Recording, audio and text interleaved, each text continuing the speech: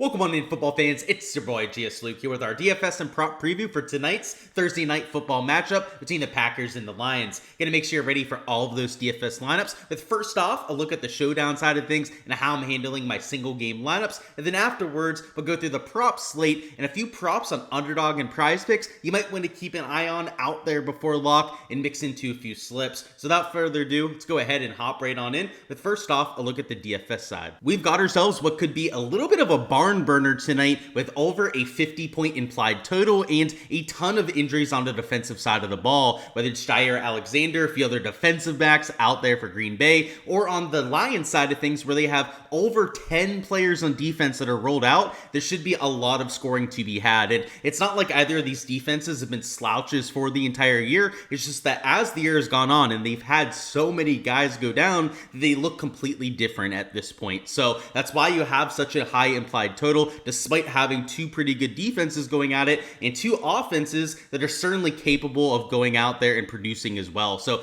I expect that to probably be the case tonight. I think that Vegas line, that Vegas sentiment is a relatively wise one given some of the injuries on the defensive side. Before we go player by player, do want to mention some of the injuries on offense. There's really only one to keep an eye on, and it's already been decided. So that would be Romeo Doubs, who is currently listed as out here for Thursday. Outside of him, there's not really anyone that we have to monitor. So unlike some of the slates of the last few weeks where there might have been 1-2 moving pieces out there before lock, we aren't going to have that this time around. So it does make our life a little bit simpler heading into tonight, but it does leave a little bit less opportunity to late swap onto some solid plays. But let's talk about the game script too. Because this is a relatively close spread, you do have the Lions as favorites as you'd expect as the home team and one of the more dominant teams in all of the NFL, but it's not a massive spread between these two. So there's going to be a little bit of bias, a little bit of favoritism out there towards Detroit, but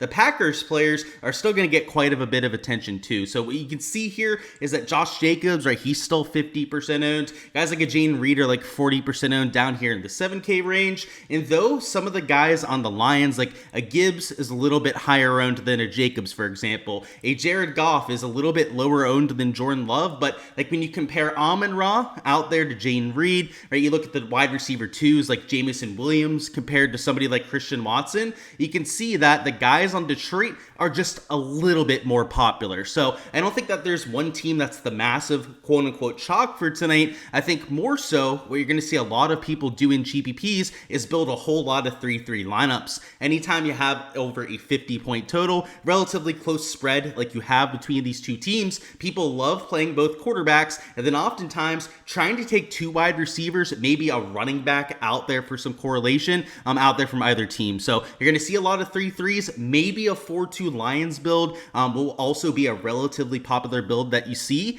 And I still think that you're going to see a lot of quarterback stacks, Jared Goff against that depleted secondary. That's why he's well over 50% owned. And on the flip side of things, same thing with Jordan Love. I think you're going to see a lot of exposure there because of the weak secondary for Detroit. So it's relatively predictable. That's what you're going to see in a lot of those large field contests, which doesn't mean that you have to avoid that, but maybe be a little bit smart about where you're entering your lineups, right? Try and be a little bit cognizant of the kind of lineups that you want to build before you go out there and reserve your entries. And what I mean by that is if you want to be a little bit chalkier tonight, then just enter some single entries. Enter some of the smaller field GPPs where it's okay to take on a little bit more ownership because you're not having to go out there and beat 20 to 50,000 entries. When you're only going out there playing against a couple hundred to maybe about 1,000 other entries, ownership is still a factor. You can't completely ignore it, but it's not the end all be all like it is for some of those large field GPPs. So if you agree with both these quarterbacks, you want to play that high scoring game script, my recommendation would be to either go to some of those smaller field GPPs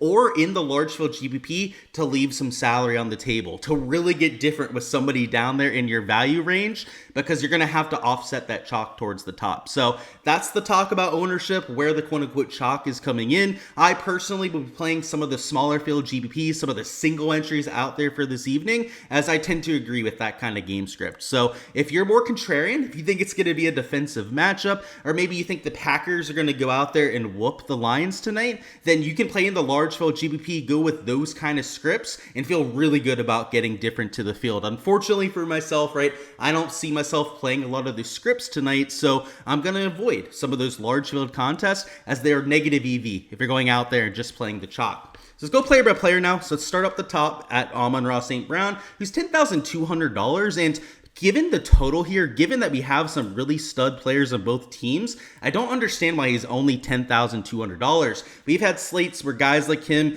your top price guys at least $11,000. Amon-Ra at 10 grand is extremely affordable, and even at the captain spot here at about 15 grand is somebody that you can easily squeeze into lineups. So I like him at captain. I like him out there at the flex position, partially because of the price tag and because you have so many guys in this 9K range, right? From 9K up to $10,200, you have a whole 5 players squeezed into this price range. The ownership is relatively flat. You've got about 50% on all 5 players. The Josh Jacobs is right about 50% combined ownership, but the quarterback's about 55%. And then Jahmyr Gibbs down here in that same sort of range. So up top, it's kind of pick your guys, try and correlate it if you're going to take these quarterbacks. If you're going to play a quarterback in either case, because of the lack of rushing upside, you want at least one pass catcher in every single lineup. That should be a rule that you're setting on your optimizers to make sure you're not building any lineups without correlation. And if not, 2+ pass catchers out there for either player. Now, I'm looking for a buyback. Let's say you have 4 guys from one team, maybe using a quarterback plus 1 wide receiver. That would be one of the few rare cases where maybe you only have 1 guy for that correlation. But in most cases, you probably want 2+ out there, whether it's a wide receiver, tight end, or even a running back for some usage out of the backfield. You want to try and get as much correlation into your lineups as possible, particularly when you're using a quarterback. Now, Josh Jacobs, worth noting, if you're going to go with that Packers heavy lineup, he's not my favorite play tonight. In fact, I may end up fading him out there in the contest that I'm entering, just because I'm going to be a little bit more on those quarterbacks, as you can tell. Josh Jacobs, though, if you're playing a Packers heavy lineup, should be a part of those kind of builds. He gets a lot of extra usage when the Packers are playing from ahead, and lately, you've seen them really lean on Josh Jacobs. So he's been a reason for them to have this late spurt of wins. They've been pretty productive on the offensive side of the ball. So if they get ahead, if they're in a game script that is, helpful out there for Josh Jacobs, look for him to be a player that you want to build around. So I personally will probably be under the field out there on Jacobs, but it's worth noting that if you're going more contrarian this evening, that he should probably be a big part of your puzzle. Outside of that, ownership's not really going to be a lot lower out there in Jacobs. It's just that he more correlates with those lower owned game scripts, which in my opinion is the way to get different tonight. It's not so much with the ownership. I don't think there's a lot of super low owned plays that you can just plug in and get different right there. I think you more so have to think about getting different with your lineup construction, which is why I'm hammering this point home about Jacobs so much. Moving down from the elite tier, so let's move down from like 9K below.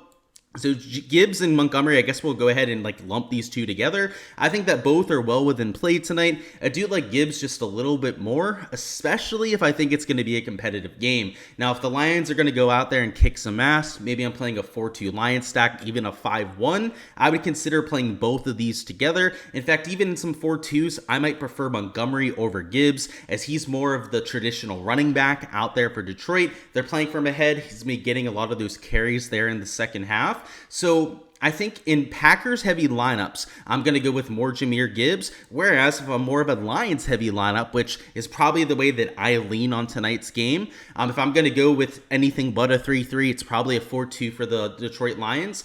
David Montgomery is going to be a part of those lineups. So the key differentiator would be the projection, a little bit lower out there with Montgomery, but that is also coming in with significantly lower combined ownership. So that's part of the reason that I think Montgomery has some upside, and also depending on the game script that you're entering, particularly if you're going with like a 4-2 in either direction, I think it's really easy to get on one of these two running backs. Whereas if you're in a 3-3, it's more of like a muddied game script. I think it's harder to figure out which one of these running backs is going to go off. It's not like I don't think you can play either. Like you can mix them in from time to time, but I more so like those wide receivers, tight ends from the correlation perspective, right? They're going to have a higher chance of actually going along with the quarterback if they have a big day, as opposed to these running backs.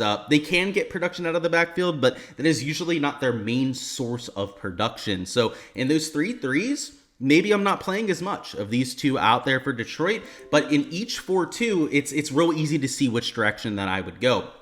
Moving on a little bit further, you got these mid-tier wide receivers, Jaden Reed, Jamison Williams. First off, Jaden Reed projecting through the roof. You can see him there at about a 2x points per dollar projection, partially because Romeo Doubs being rolled out is going to open up extra production, but also because the game script could be favorable. $7,600 is extremely cheap for a wide receiver one, and though their production is usually pretty spread out, I mean, you've got Reed, Kraft, Watson, Dontavian Wicks. I mean, the running backs out of the backfield taking up production with one guy rolled out and a super cheap price tag. That's why he's really popping in those projections. So he's a little bit popular. They're about 40% combined ownership, but I'm totally okay with that. Jamison Williams is a high upside GPP play, maybe not as safe as a Jaden Reed. So if you're looking for like a last minute, you're playing cash or one of your higher dollar single entries, I'm probably playing Jaden Reed over Jamison Williams as long as it fits the game script for the lineup that you're going with. But Jamison Williams in a large field GPP is the kind of play that has a 25-30 point ceiling. So even at the captain spot, I think you have to consider Jamison on this sort of slate. And I think even as a GPP play at the flex spot could also be in consideration. You got Christian Watson here. Watson's yet to have a really big game this year, but he historically has had some monster performances like 25-30 point games. So he's $6,600. He's a relatively low floor player like you have with Jamison. I would say out of the two, I would prefer Jamison Williams over Christian Watson, just as Jamison Williams has been a lot more consistent this year, but he brings a lot of the same upside to the table as Williams. So maybe even more so than Jamison, Christian Watson is a GPP sort of play that has that high upside, potentially even viable at the captain position at about 4.4% projected ownership. So I like Christian Watson quite a bit. I guess a little bit of a, peek behind the veil over here. Guys like Watson, Williams are going to be in my captain pool. The real question is whether I'm going to use them in my GPP lineups or try and center them more in my single entries. And just because they're lower floor players, I'm probably siding towards the large field GPP exposure. So of course, guys, to download these sheets with all my projections, player pool notes, and script notes for everyone in the field, make sure to check out my Patreon page, link in the description of the video, to go out there and get all of that as it changes throughout the day.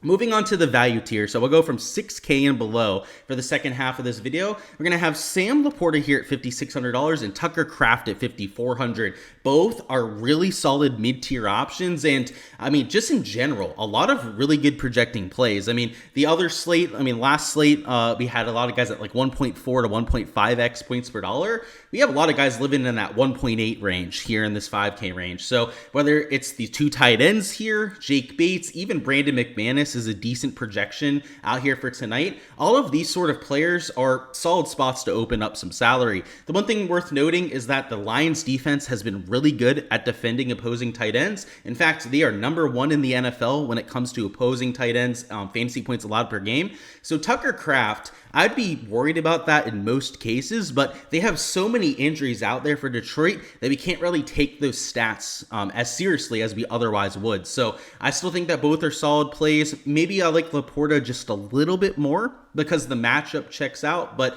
I wouldn't be scared off Tucker Kraft just because they've been so good to this point.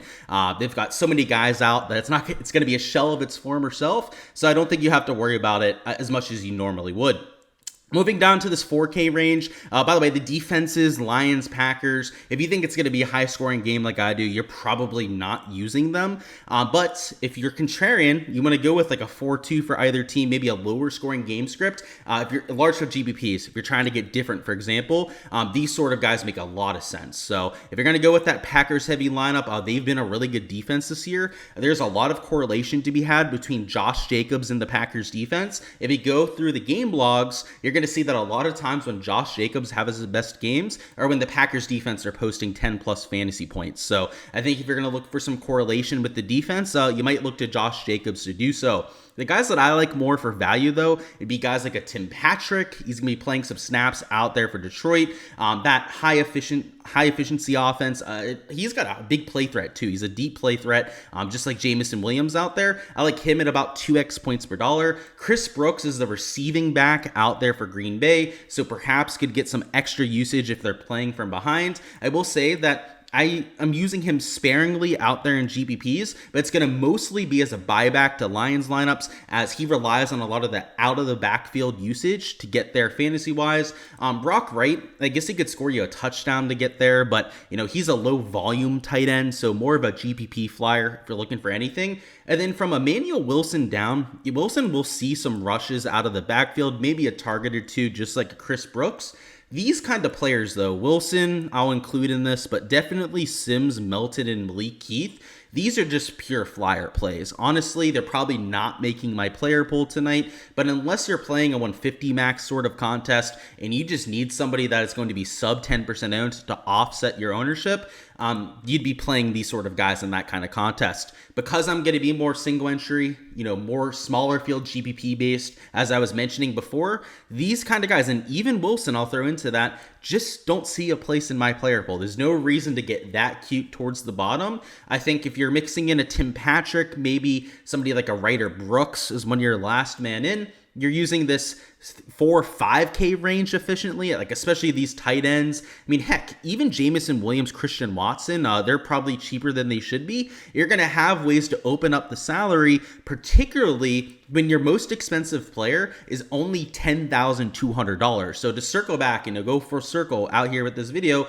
when Amon-Ra is only $10,200, he's only $15,000 out there at captain. Thank God we don't have to go down there to like the sub $1,000 range. So it's just going to give us a lot more flexibility than what we're used to, which is really helpful if you want to play some of those 3-3 high scoring game scripts. And now for the prop side of things, where I cooked up a little 4-man slip you might want to consider over here on Prize Picks. So I say Prize Picks rather than Underdog, as the correlation rules on Prize Picks are a lot less strict than what we have on Underdog. So just to show you guys, the payout that we're going to be taking here will be 8x for these 4 props. But over here in Underdog, if you took the same 4, pretty much the same projections in every single case. I think Jaden Reed was off by like 1 yard or something. It's only 5.61x. So obviously that 1 yard difference is not worth taking that massive payout shift, which is why we're over here on the Prize Pick side. And what you can see over here with these 4 props is that it's both quarterbacks over on passing yards, 252 out there for Love, 253.5 yards over there for Goff.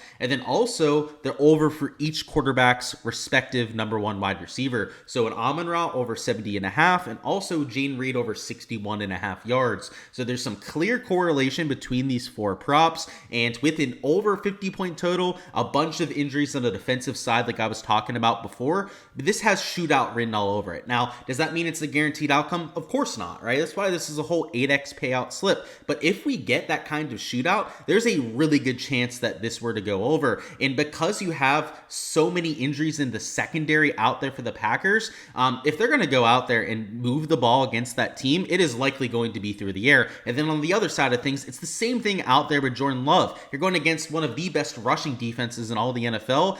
They've had some injuries, but that defensive line is as stout as it gets. If they're going to move the ball quite a bit tonight, go over that 50-point total, you'd have to think that it's likely through the air as well. So if you have one of these offenses getting off to a really hot start, maybe getting out to 200 passing yards out there in the first half, the other team playing from behind is likely going to have to play catch-up ball a little bit, and that usually comes through the air. So that's why I like this. It's in a dome. It's a relatively high total game, close spread, divisional matchup, really everything that we're looking for in this kind of situation. So a lot of things have to go our way. You end up hitting an 8x slip, but that's why we're taking a lotto slip like this, right? And if it ends up going our way, we end up getting a really good read on this game. We want to get a proper payout for it. So obviously go a little bit later unit wise on this than you would typically do for, let's say, like a 2-man slip. With the difference in payout, you want to adjust down your unit size. So what I ended up doing is I went about a half a unit on this slip as what I normally do for 3x slip, that sort of thing, which makes sense in terms of that perspective. So make sure to scale it back a little bit. For this sort of slate, you can obviously go and try and enter some 2 and 3 mans, but when we get this kind of potential shootout, I usually try and go for a little bit of correlation. So again, the site to do it on would be over here on Prize Picks as opposed to Underdog, as you're going to get a much better payout with the correlation rolls. For all of the different slips that I'm taking out there before lock tonight, make sure to tune into my Patreon page. On there, I'll be posting any of the 2-3-man mans that I end up entering into the mix. A lot of times those would be plus EV values, trying to correlate 2, sometimes even 3 props together. So maybe not the full lotto correlation like we have here with 4 props, but even my 2 and 3 mans use a lot of those same principles, just in a smaller sample size out there in 2 and 3 spots. So for all of that, for all the different reasonings behind it, trying to make you guys a better